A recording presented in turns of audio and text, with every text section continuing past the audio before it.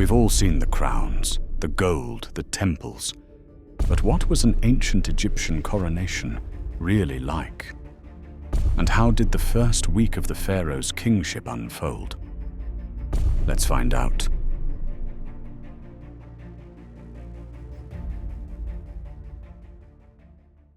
At dawn, the court gathers in the temple courtyard. The air kneels.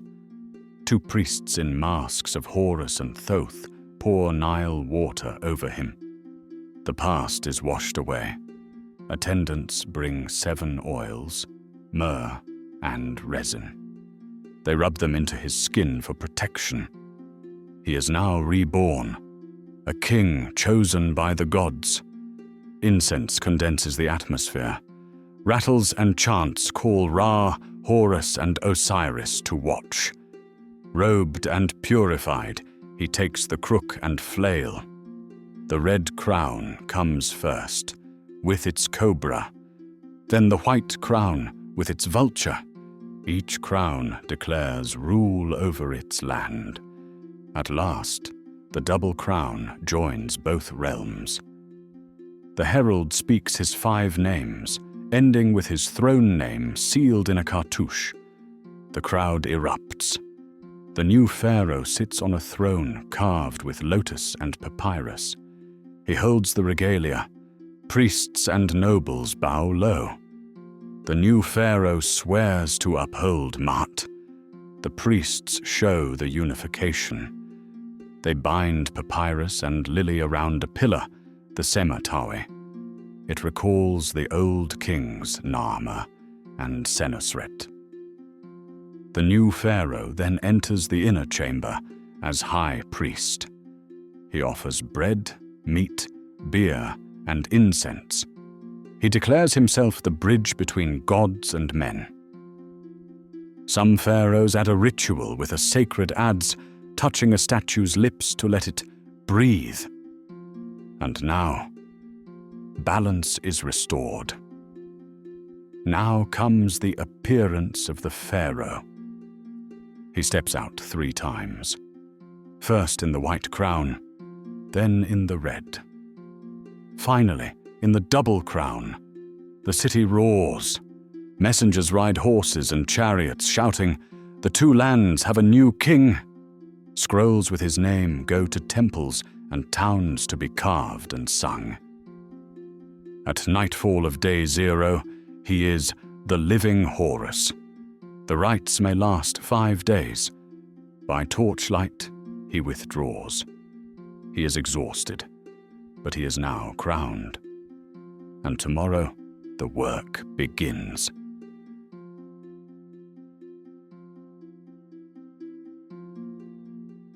Day 1 begins with reports.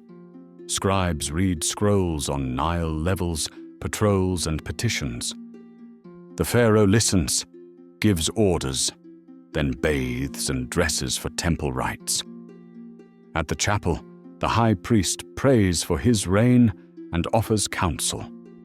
The pharaoh sacrifices and hears stories of wise rulers to guide him. Back at the palace, the hall fills with viziers, generals, priests, and scribes. They bow, bring gifts, and pledge loyalty. The herald confirms all offices, showing stability in the kingdom. The vizier speaks on treasury, agriculture, justice, and army. Each official delivers a report. Truth must rise to the pharaoh. By midday, he decrees mercy and order, tax amnesty, release of minor prisoners, and reduced temple dues. Every one of those is tied to Ma'at. Afterwards, couriers spread the news. Officials strike staffs in assent. The pharaoh vows to bring Ma'at and repel Isfet. Counselors bow. By nightfall, letters and decrees are stored. The pharaoh stands at sunset, looking over his city. The cheers are gone, and day 1 ends peacefully.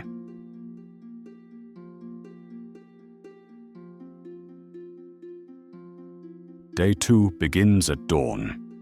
Today, the pharaoh shall serve as high priest. Though priests act daily, only he carries the god's choice. He walks the shrines in circuit.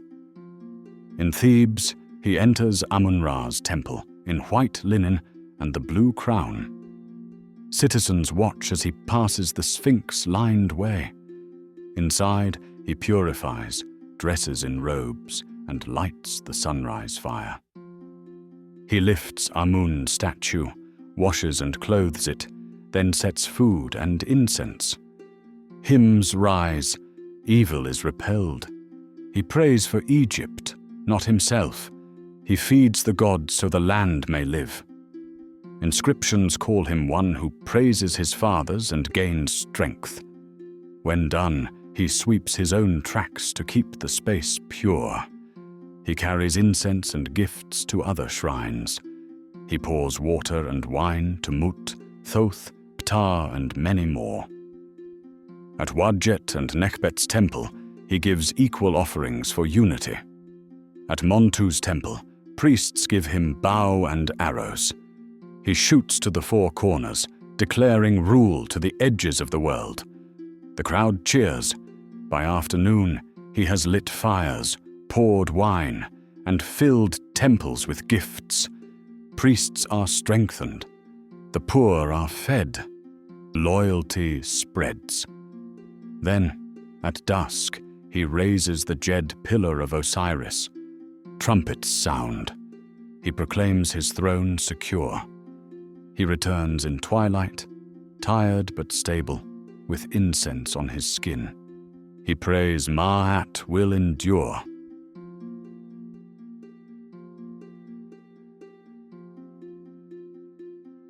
Day 3 begins with the army. At dawn, the pharaoh puts on the blue crown and takes a bow. Guards flank him as he walks to the parade ground. Soldiers wait beneath their standards. Nubian infantry, desert archers, charioteers. His arrival stirs the dust. From a platform, he looks over the ranks. The cry goes up, "Life, prosperity, health to Pharaoh!" The Supreme General reports that all garrisons stand ready. The Pharaoh answers, "As Horus led his followers, I will lead you if danger comes. Be brave. Uphold Ma'at." Then, at his signal, the show begins. Chariots race by. Archers split targets. Infantry march in step. Loyalty shines under their new ruler. He then speaks with his chief general and master of horses. They discuss recruits and chariot numbers. He greets Nubian officers, honoring their service. The display marks him as guardian of Egypt's borders, like Ra battling Apophis. The parade ends with chants of loyalty. That afternoon, he tours a desert fortress. He inspects walls, armories, and grain stores. Commanders present rosters and logs. He rewards diligence with extra beer. In the offices, a council meets. Nomarchs deliver tax registers and crop reports. Scribes check for fraud. One grain surplus looks suspicious. The nomarch blames a levy break. The pharaoh notes to verify later, recalling Horemheb's war on corruption. He then asks about boundary stelae. The Delta governor swears they bear his name. The pharaoh orders all renewed, as Senusret III once did. News comes from Tharu fortress. A new inscription already proclaims his reign. The pharaoh is pleased. Authority spreads outward. By sunset, day 3 is complete. He has stood as warrior and governor. And as night falls, Egypt rests secure under his watchful eye.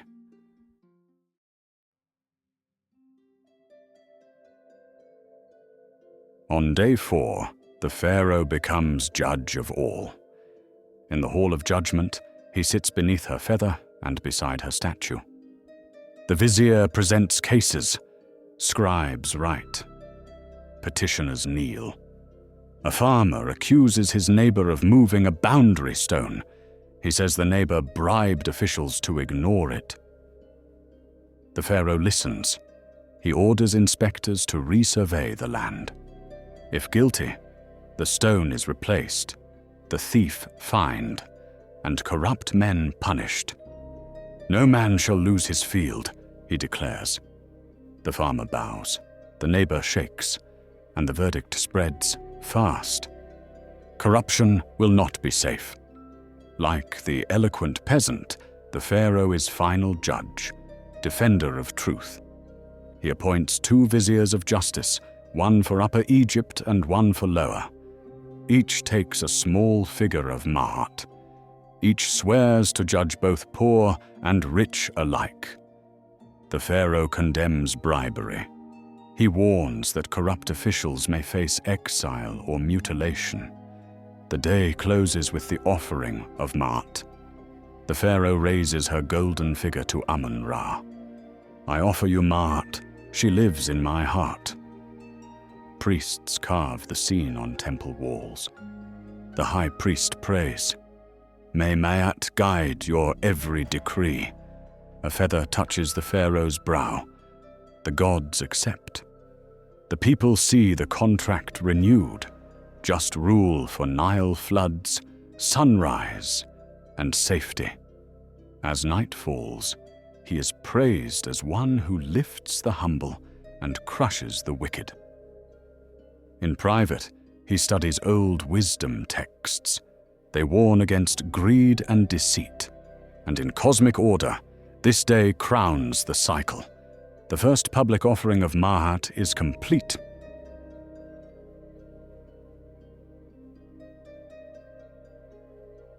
On the 5th day, the pharaoh turns to Egypt's wealth. At dawn, he climbs a silo, looks at the wheat mound, and scatters a handful back. It is a pledge of abundance. A decree follows. Reserves must be set aside, as Amenemhat I and even Joseph once ordered. He then visits the Nilometer. Priests announce, the Nile stands at 16 cubits and 1 hand. It's an abundant flood. The pharaoh smiles, pours milk and honey, and prays for fertility. He then orders the measure inscribed, as rulers had done since Joseph.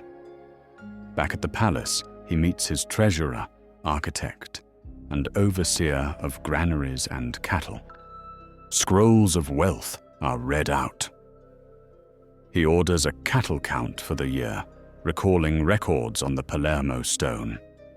The treasury is then opened.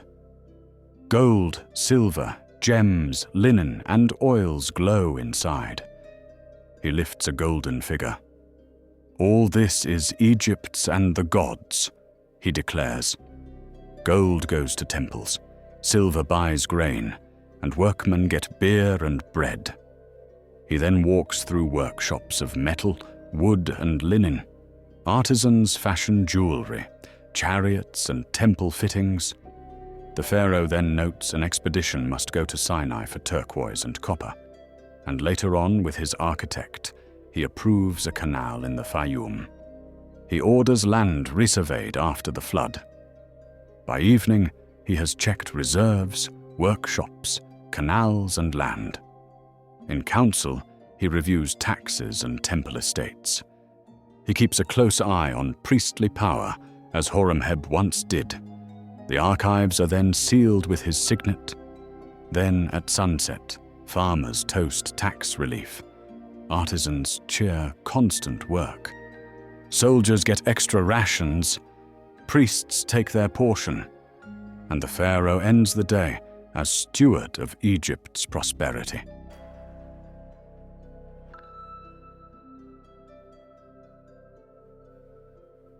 Day 6 turns to culture and learning. With bread, law, and ritual secured, the pharaoh now turns to memory and words. Pharaohs preserved old texts and ordered new ones to carry their legacy forward. And now, in the audience hall, garlands hang, and incense floats. The pharaoh wears the nemes and a gold robe. He sits enthroned.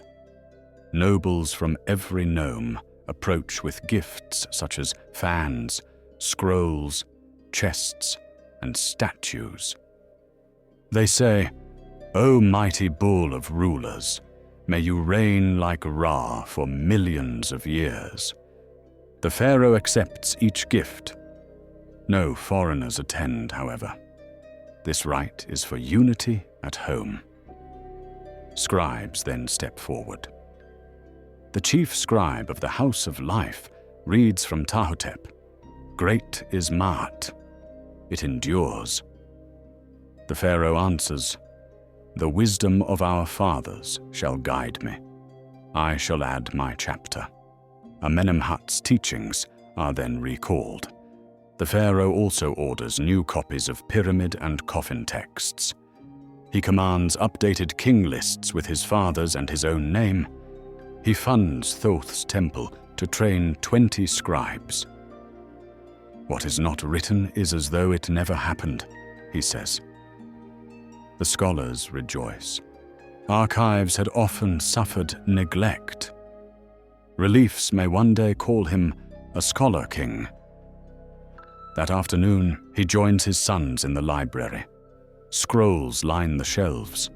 A tutor reads Amenemhat's warning, "Trust no brother, know no friend." The boys look uneasy.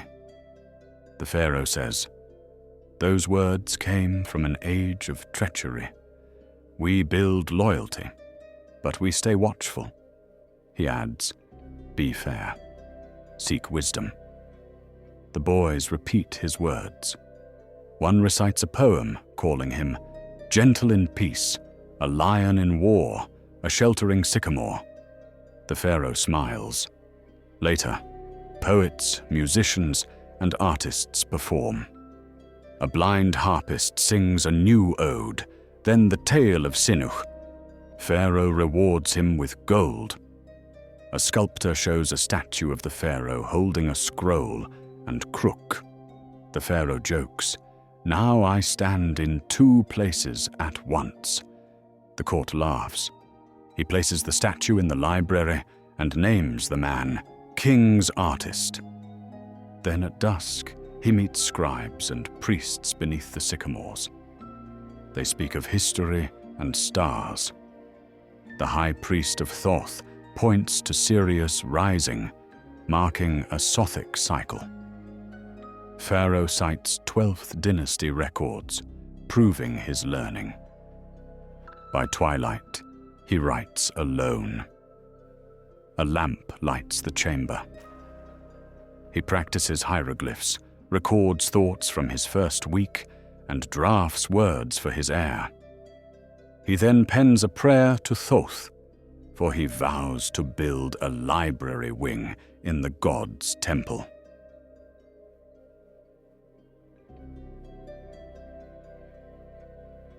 Day 7 begins in silence. The air feels new. After 6 days of ritual and duty, the pharaoh turns inward. He looks to the future and seeks the gods. At dawn, he walks into the royal archives. Scribes have recorded every act since his first day. His decrees, trials, offerings, orders, and speeches. He reviews the annals of accession. It tells of uniting the lands and keeping Ma'at. He seals it in Nile clay with his throne name pressed deep. The chief archivist blesses Thoth, asking the record to last until sky falls and earth overturns. By custom, the texts go to Seshat's temple. Next come rites of protection. Some kings extended them for months. Here, this is the close of the coronation. Evening in the courtyard sees priests gathered for the rites of warding off Isfet. Every night is order against chaos, and the pharaoh treats it as law. Wax figures of Set and Apophis are set out. Clay shapes carry names of famine, rebellion, and foreign threat. Drums beat, the pharaoh wears plain white. Lectors chant spells from the book of Apophis. Wax melts, clay breaks, and names are cut away. The pharaoh harpoons a papyrus and fat Apophis. It burns. The crowd roars. Life, prosperity, health to the pharaoh. Apophis is gone. Mayat prevails. When the smoke fades, the world is safe for one more night. Then, night deepens. In the temple of Amun, the pharaoh seeks a dream. He enters with 2 priests. Incense rises. They open the shrine, then withdraw. On lion skins and lotus cushions, he lies before the altar. He whispers, "If I have pleased you, send me a guiding dream." Perhaps Amun offers the ankh. Perhaps Horus sets the double crown. Perhaps fields of papyrus and wheat appear. Whatever form, he wakes calm. The vision is secret. Then at sunrise, he climbs the eastern pylon. He greets the sun with raised arms, and the people cheer their pharaoh in gold light. A week ago, he was a youth. Now pharaoh. He then prays to Mahat. "Let me bring order and drive away chaos each day of my reign." And so 7 days are now complete. Ancient Egypt prized 7 as wholeness. The army stands loyal. Priests are satisfied. People eat. Scribes praise. The 2 lands live as one. And at sunset, he visits the necropolis. He looks at his future tomb and wonders, "Will my name live on?"